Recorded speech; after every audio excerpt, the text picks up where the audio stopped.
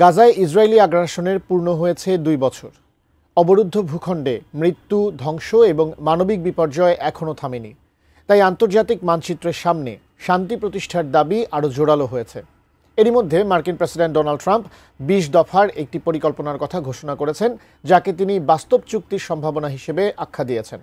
ট্রাম্পের পরিকল্পনায় ধাপ ভিত্তিক বন্দি মুক্তি এবং কৌশলে সেনা প্রত্যাহারের কথা আছে এবং আলোচনায় বিষয়গুলোই প্রাধান্য পাচ্ছে।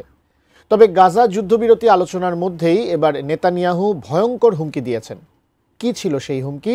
তবে কি গাজার আগ্রাসন আরও জটিল হতে যাচ্ছে? বিস্তারিত জানাচ্ছেন সাদিয়া সিদ্দিকা।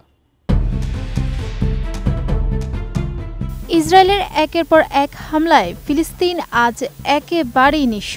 তবুও থামছে না ইসরায়েলের হামলা এবং ধ্বংসযজ্ঞ।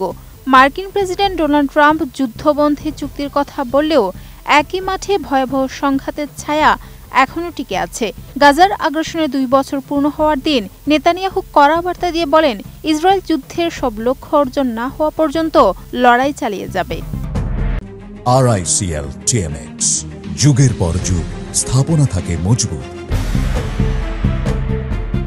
জানা যায় এর মধ্যে রয়েছে বন্দীদের মুক্তি, হামাসের শাসন শেষ করা এবং গাজাকে আর কখনো ইসরায়েলের জন্য হুমকি হতে না দেওয়া। এদিকে মঙ্গলবার দিনের শুরুতেই হামাস সহ কয়েকটি ফিলিস্তিনি সংগঠন এক যৌথ বিবৃতিতে তারা একযোগে জানিয়েছে যে কোনো উপায়ে প্রতিরোধ অব্যাহত রাখবে এবং ফিলিস্তিনিদের অস্ত্র কেড়ে নেওয়া হবে না এমন কোনো শর্ত তারা মানবে না।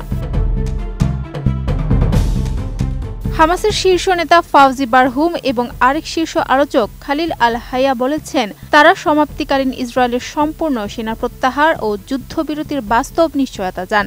ইতিহাস দেখিয়েছে ইসরায়েল পূর্বের প্রতিশ্রুতি পালনে ব্যর্থ হয়েছে, তাই তারা এক মুহূর্তের জন্য তাদের বিশ্বাস করেন না। ট্রাম্পের পরিকল্পনা অনুযায়ী 48 জন ইসরায়েলি বন্দীকে ধাপে ধাপে মুক্তি দিলে সেনা প্রত্যাহার শুরু হবে। তাতে কতজন জীবিত রয়েছে এবং মুক্তির সময়সূচি কি হবে এগুলোই আলোচনার কঠিন অংশ। হামাসের এক কর্মকর্তা বলেছেন, বন্দীদের ধাপে ধাপে মুক্তি দেওয়া হবে এবং এটি প্রতিটি ধাপে ইসরায়েলি সেনা প্রত্যাহারের অগ্রগতির সাথেই জড়িত থাকবে। কিন্তু নির্দিষ্ট সময়সূচি না থাকায় সন্দেহ রয়ে গেছে। তিনি বা তারা কবে সম্পূর্ণ প্রত্যাহার নিশ্চিত করবেন তা পরিষ্কার করা হয়নি। Sadia Siddika, ATN news.